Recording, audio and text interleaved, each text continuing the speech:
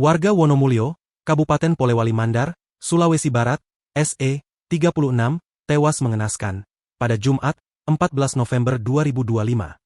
Korban yang diketahui seorang notaris, tewas di tempat dengan puluhan luka menganga. Meski sempat dilarikan ke rumah sakit, nyawa SE tidak dapat diselamatkan akibat luka-luka yang dialaminya dari kepala hingga kaki. Peristiwa berdarah ini pun menggemparkan warga di Kelurahan Sidodadi, Kecamatan Wonomulyo. Korban ditemukan tergeletak di pinggir jalan dengan penuh darah di sekujur tubuhnya. Dua pelaku ayah dan anak berinisial AH, 45, dan AR, 15, kini sudah ditangkap polisi.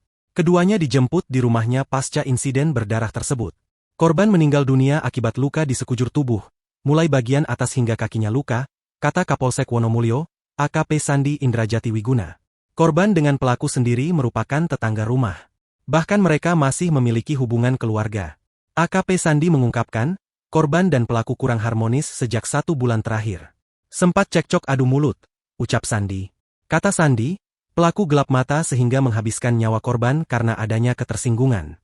Pelaku menegur korban karena aktivitas bakar sampah dianggap mengganggu. Sempat tidak terima korban ini, ada ketersinggungan, terangnya. Sebelum dibawa ke Polres Polman, dua pelaku sempat ditahan sementara di Polsek Wonomulyo.